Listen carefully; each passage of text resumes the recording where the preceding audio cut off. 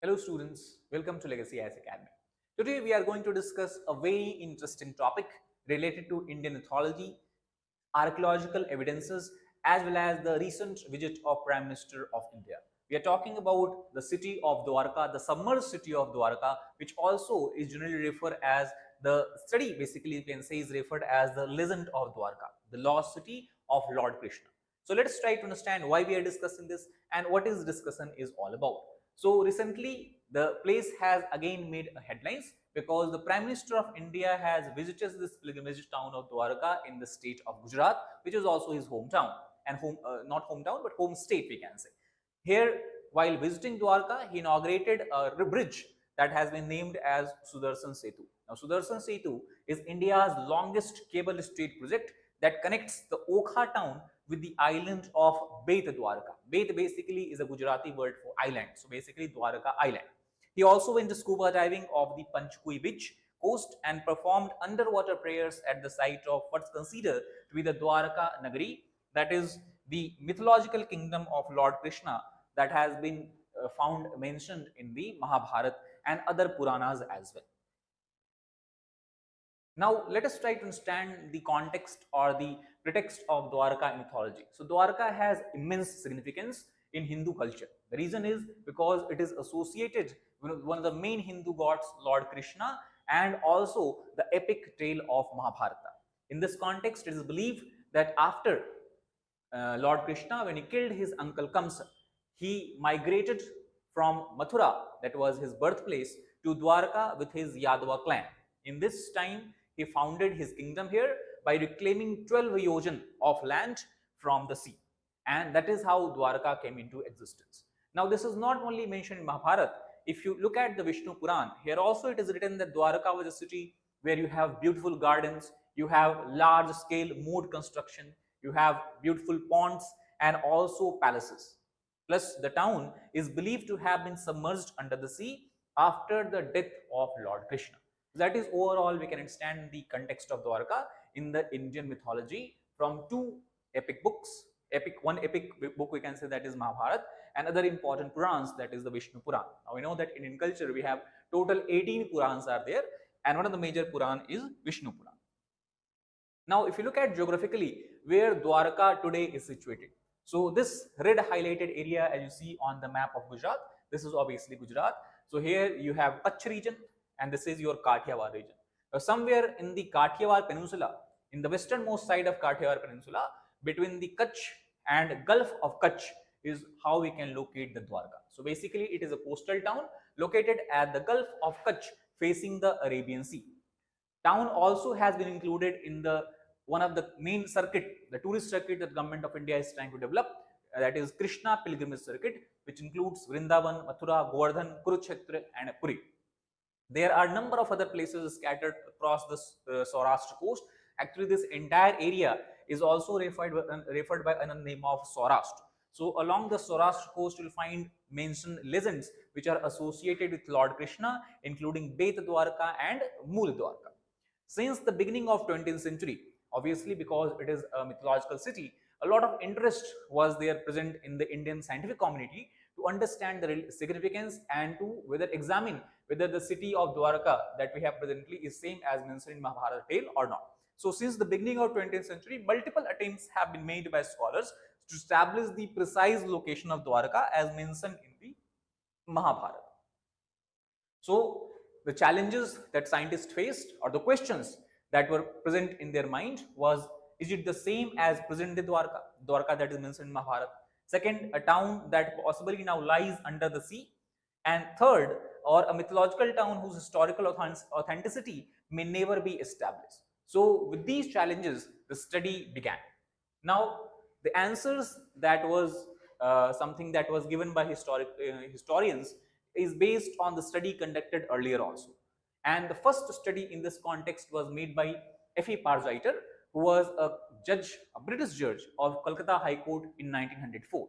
And he actually had translated another important Puran that is called as Markandeya Puran.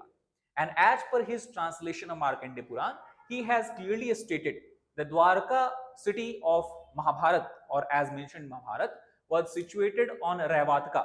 Ravatka is a mountain range, or was a mountain range that has been mentioned in Mahabharata, and is believed to be the present day Girnar Hills, which is situated in the Jayanagar, lying around 200 kilometers from the Dwarka town. This is the first statement that he has given here. Apart from him, another noted historian, A.S. Altekar, he also has stated the fact that in 1920s, he said that a modern Dwarka may not have been as old as 1200 BC, but accepted that it had been submerged as mentioned in some ancient text. Again, the scholar A.D. Pulsakar, when he has written the historicity of Krishna, he has said that the present day Dwarka is same as the one mentioned in Mahabharata, and similar thoughts were also expressed by archaeologists, one of the most noted archaeologists who is responsible also for the what you can say archaeological findings of the Harappan civilization, Indus Valley culture, that is H.D. Sankalia. He also agrees with the same view which he mentioned in his book written in 1960s.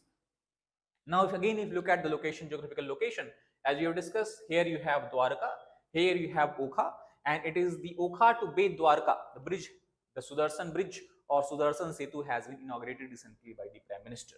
So, this is the overall location, and as discussed by the British judge, that Ravatka Hills is nothing but the Girnar Hills, and Girnar Hills is situated in the southern part of the Kathiawar Peninsula. So, this is the Girnar Hills and this is the Dwarka. So, it is quite possible that this is the Ravatka Hill and this actually is the ancient old town of Dwarka. Now, what about the archaeological findings? So, in this context, 1960s onwards, a lot of archaeological missions were sent nearby Dwarka to find the material evidences for the existence of Lord Krishna's Dwarka. So, while the early excavation focused on land around present Dwarka, as a speculation over submerged city height, and later exploration have been conducted underwater. And the first excavation in this case was conducted in 1963, where Dwarkadhi's temple is situated.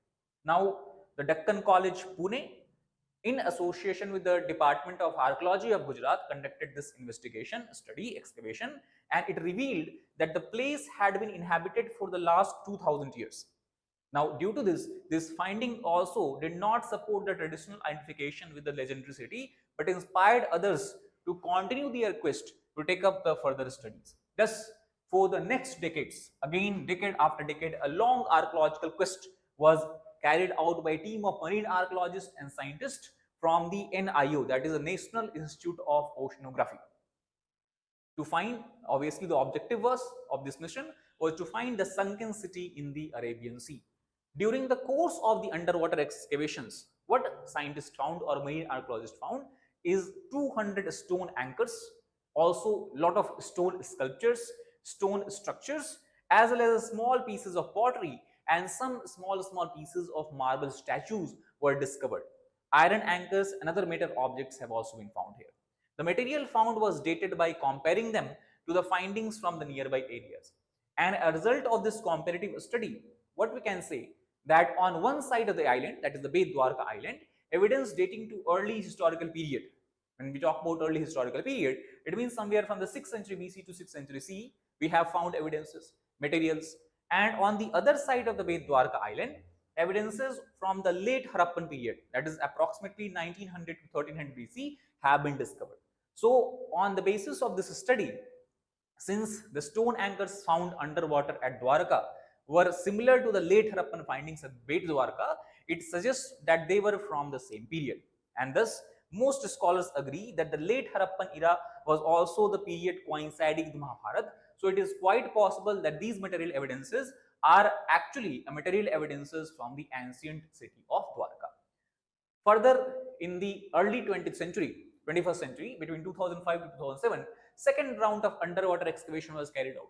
And this time the excavation was carried out by the underwater archaeology wing of the ASI itself.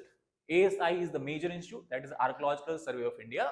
And the underwater excavation, however, revealed that the structural remains that were discovered by marine archaeologists from this area that were found scattered on the seabed were actually not in situ. Not in situ means they were not actually what I can say were found, they are not actually present where they were found, rather they were transported by waves and current from some place else. And thus, in other words, the artifacts were lying exposed and not very deep and undisturbed for thousands of years. Thus, consequently, it was not possible to assign a specific date to them. Obviously, If we can find certain evidences of materials which have been present in the same place for thousands and thousands of years, then we can only assign date. Here the evidences that we have collected, material evidences that we have collected, were largely transported from the other regions. So overall, again, if we try to understand and discuss this entire issue, still the answer is not very clear that the present day Dwarka, whether it is the same Dwarka as mentioned in Mahabharata or not. The quest for the answer and the search is still going on. That is all about this particular video. Thank you very much.